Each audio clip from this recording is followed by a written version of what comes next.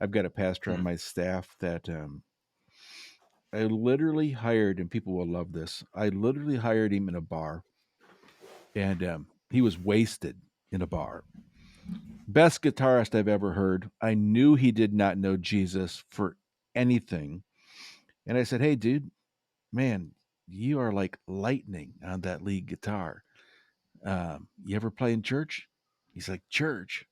I've never hardly Why would I play there? been in church." I said, "No, seriously, I'd like you to come to my church." He looked at me like I was stupid. And about 3 weeks later, the guy walks into church. He reeks from the night before. I mean, he's probably still half in the Yeah, bag. I can't imagine he even went to bed. He probably just came walking in. I mean, he probably gigged till 4 in the morning, right? Yeah. Walked into church because I kind of challenged him to. And it was just a few months later, I put him on staff. And now he's on our pastoral team. It's been like 11 years. He's not trained. I haven't sent him to Bible college. I Sure. go back to what you said earlier. I've mentored and discipled and equipped him, and he has one of the greatest ministries. Not just because he leads worship, but because as he leads worship, he's still that same guy on the bar. His heart still bleeds through his music. It's just different now. So if you take him to like a youth or a worship pastors conference, man, he feels like an imposter. I Like believe it. Yeah. what am I Fish out of doing water. here? I mean, Right. I would put him up against anybody, not because of his musical abilities. I mean, that's one thing, but because of his heart for Jesus and his heart for people. Yeah. And not that he doesn't need ongoing education, not that he needs some theological understanding and biblical information of how the whole thing flows together and the whole deal. We work on all that over the years. But I do know no matter where I take him, I think he feels as though um, I don't I don't belong here, Yeah.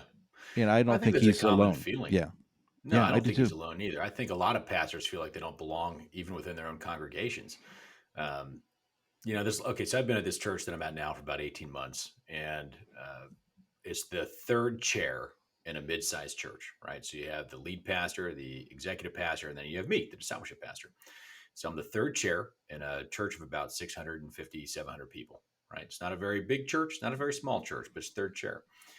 Majority of this church is elderly. I mean, I'd say a good 50% or more are over the age of 55. And I'm in Lancaster County, Pennsylvania, and it's a traditional Brethren church. Okay. So when you walk into that room, people still got suit jackets on, right? Now I got a lot of young staff. We got a lot. I mean, my entire team is younger than I am. I'm 36, and my team is younger than me across the board, in their 20s and early 30s, and they're doing a great job leading the ministries and attracting young families. I love all that stuff. But when I get out there, my very first Sunday here, I showed up in a button down and like a pair of jeans, and I quickly realized these people aren't going to respect me. Like they're not going to listen to me. I mean, half my church is going to just tune me out. That next Sunday, I showed up with a suit jacket.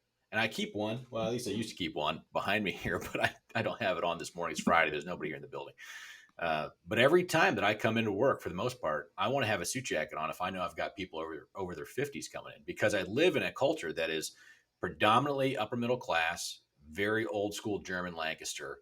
And I'm a Philly guy. I don't like, I'm not from this area. I mean, I'm perceived as an outsider. Like without a doubt, I'm perceived as an outsider. I'm not from here. I don't have their heritage.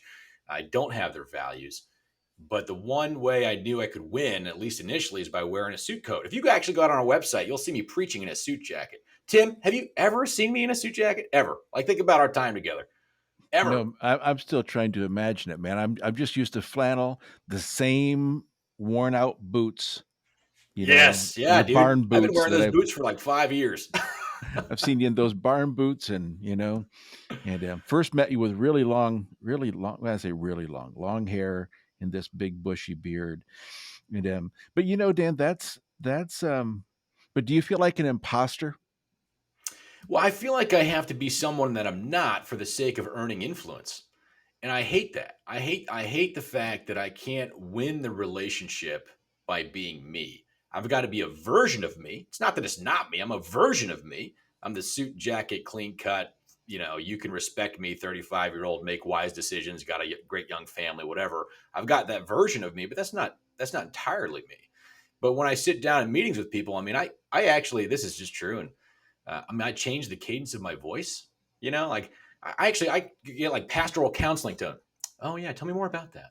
Tell me, like, that's interesting. Oh, I'll pray for you. I'll pray for you, and then we'll pray together or something. But then they leave, and I'm like, geez, that was like, I hate this. I hate the fact that I just did that for an hour, and the person is a good person, but in order to have this is probably a lie that I've come to believe. In order to have the pastoral influence in that person's life, I have to portray the counseling pastor in a suit jacket in that moment, and that's not true. But at the same time, I don't know what the appropriate level of relationship is to necessarily have with these kinds of individuals. So